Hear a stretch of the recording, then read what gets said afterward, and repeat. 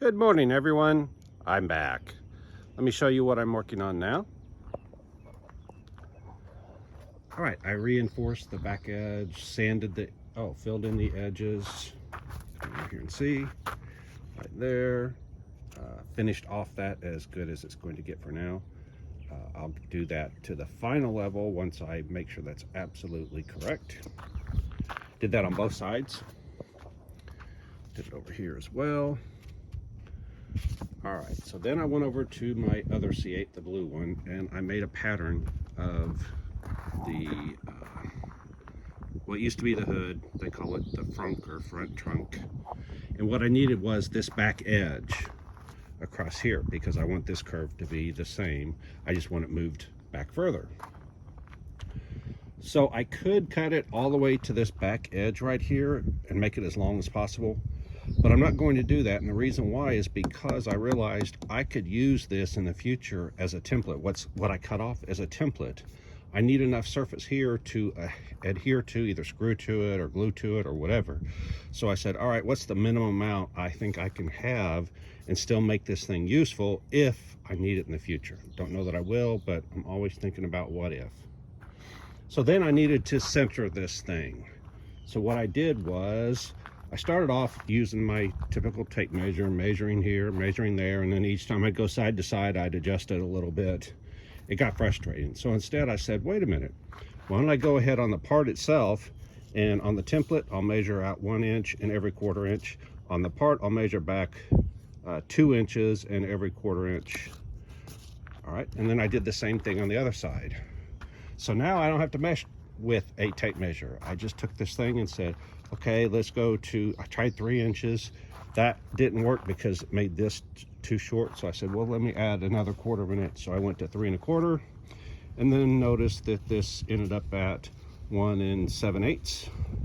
So then I did the same thing right here, went back 3 1/4 and 1 7/8, taped it down. And now I'm going to either take a mark. I haven't decided whether I'm going to take a marker and mark it or if I'm just going to cut it straight with my multi-tool, but one or the other. In this edge, I'm going to cut it. That way I know it's uniform, or as uniform and straight as it is on a factory C8 Corvette. All right, so anyway, I just wanted to show you that before I cut it, because once I cut it, I lose all of this. It's all going to fall off, and I won't be able to show you what I did. The other thing is I moved things around. My new car came, actually not new car, but I have a car with a huge turbo on it, a C5 with a built motor and a huge turbo. According to the previous owner, he was planning on getting 700 horsepower out of it, a little over that, but he also lives like 5,000 feet above sea level. I'm at sea level, and he just messaged me yesterday after I put my 700 plus horsepower and said I should be able to get close to 1,000 horsepower, being that I'm 485 feet above sea level, which is almost sea level. So if you look, the C8 is way back there, just temporarily. Here's my C6. I wanted to move it out of the way and put the new car all the way at the back of the property, but it wouldn't start. Batteries are dead on all my cars. I have so many cars that I just don't start them and drive them enough. So I'm going to start now at the first of the month. I'm going to try to start every car, move them around. Let me go ahead, and while we're at it, show you my new arrangement. I haven't decided if this is the way it's going to stay. Oh, and I put up this visual shield. There's some sand weights that came with one of my canvas covers. I'm going to put those so that this thing doesn't fly up all the time. I need to move these wheels. It came with Corvette wheels on the front, Cadillacs, what is it, CTS, STS, I don't know, I don't keep up with Cadillacs. Anyway, that's on it. This is the car I just had delivered. I covered it immediately to try to keep from upsetting my neighbors.